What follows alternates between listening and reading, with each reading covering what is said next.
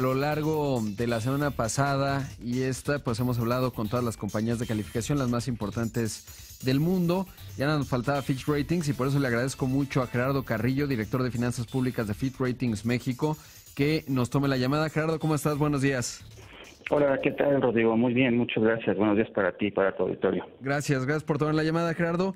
Y preguntarte, pues, ¿cómo se ve desde la óptica de Fitch, pues, estas primeras semanas en la larga transición de México luego de la elección del 1 de julio? Sobre todo porque, pues, el presidente virtual electo, Andrés Manuel López Obrador, va dando señales. Ayer anunciaba 50 puntos tendientes a los temas de austeridad, pero también por el lado del gasto, pues programas como duplicar las pensiones universales para las personas de la tercera edad, las becas para los jóvenes, pues varios asuntos en ese orden. ¿Cómo se va viendo desde la óptica de Fitch? Bueno, pues mira, yo te diría que desde nuestra óptica, precisamente lo que estás mencionando es el tema quizás más importante a estar monitoreando, ¿no? Porque precisamente durante la campaña López Obrador estuvo manifestando todos estos programas, lo que son las becas, lo que son las pensiones, lo que pudiera ser incremento en inversión pública y, bueno, pues un tema importante va a ser cómo va a balancear esta posible expansión del gasto con disciplina fiscal y financiera, que también fueron elementos que quizás no mencionó en la campaña, pero sí el 1 de julio. Entonces, para nosotros es importante saber si todos estos proyectos o programas de austeridad van a ser suficientes para compensar un posible incremento en el gasto y mantener digamos, en equilibrio las finanzas, y no sabemos si va a ser posible una trayectoria de superávit en los próximos años, pero si no, al menos que no incremente de manera importante la deuda con respecto al PIB, porque este sí debe ser un elemento que presione a la baja la calificación soberana. Por supuesto, ¿cómo se observa el margen de maniobra, independientemente de los anuncios que se van dando, las señales que se van lanzando? ¿Cómo se ve el margen de maniobra para la siguiente administración?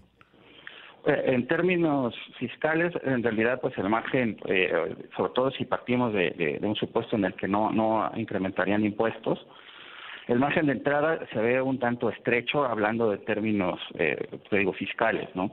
Si pensamos en términos legislativos, pues totalmente es lo opuesto. Sucede lo contrario, dado que pues López Obrador va a tener mayoría en ambas cámaras, y por lo menos en lo que se refiere a modificaciones de leyes, hay que recordar que tanto el presupuesto como la ley de ingresos pasan por el Congreso, pero en este sentido, pues teniendo mayoría en ambas cámaras, pues va a tener flexibilidad para llevar adelante su programa prácticamente como lo tenga pensado, ¿no?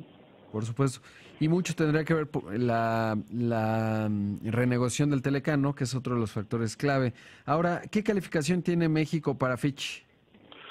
Para nosotros está en BBB+, con perspectiva estable. ¿Y desde cuándo está BBB+?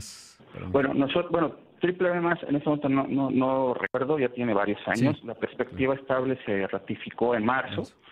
En ese momento mencionamos algunos de los aspectos que pudieran presionar a la baja la calificación.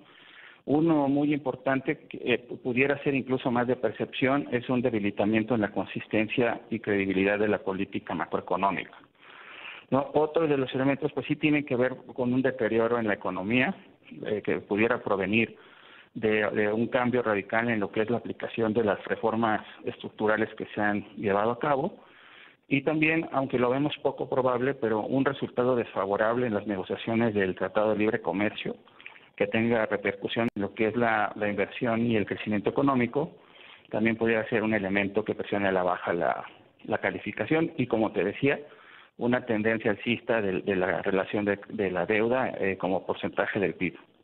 Claro.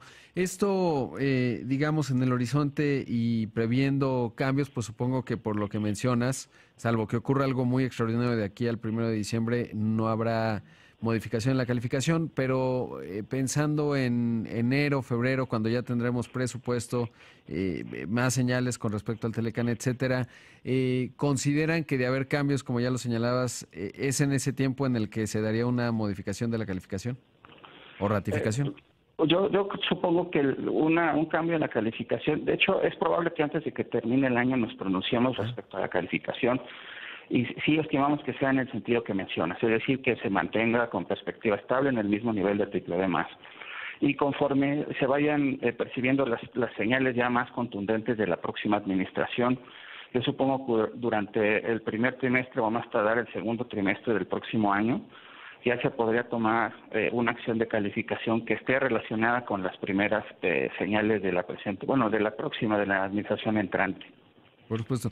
Entonces este año tendríamos probablemente una acción de calificación en términos de mantener lo que actualmente hay, BBB+, con perspectiva estable. Sí, es lo que se esperaría para el resto del año, tomando en cuenta pues cómo estaría heredando la siguiente administración la situación económica, financiera, fiscal, energética que deja la administración actual del presidente Peña Nieto. Claro. Gerardo, estoy hablando esta mañana con Gerardo Carrillo, director de Finanzas Públicas de Fitch Ratings México. ¿Cómo ponderan el tema internacional, Telecán, etcétera, con respecto a la disciplina fiscal? ¿Qué sería más relevante en la óptica de Fitch? Bueno, ambos temas son relevantes. Quizás la disciplina fiscal tiene un efecto inmediato en lo que es el manejo de deuda pública, ¿no? Porque si hubiera algún desequilibrio entre los ingresos y los gastos del gobierno federal, pues esto de alguna manera tendría que fondearse y pues México tiene acceso a los mercados internacionales como para contratar deuda de manera muy rápida. Sin embargo, también lo que tiene que ver con el Tratado de Libre Comercio, aunque en nuestra expectativa es que se dé una negociación que en términos generales sea favorable, si no sucediera, si sucediera la salida de alguno de los miembros del tratado, o cambios desfavorables en lo que tendrá que ver con el acceso al comercio en Estados Unidos por parte de México, esto repercutiría necesariamente en la atracción de inversión, la generación de empleo y muy probablemente en el crecimiento económico, que el crecimiento económico pues sí es una limitante, ha sido constante, pero no ha sido lo que se esperaría para una economía como México, y si tuviéramos un efecto negativo en el crecimiento, pues esto también podría repercutir en la calificación, aunque no sería a lo mejor tan inmediato como un desequilibrio fiscal.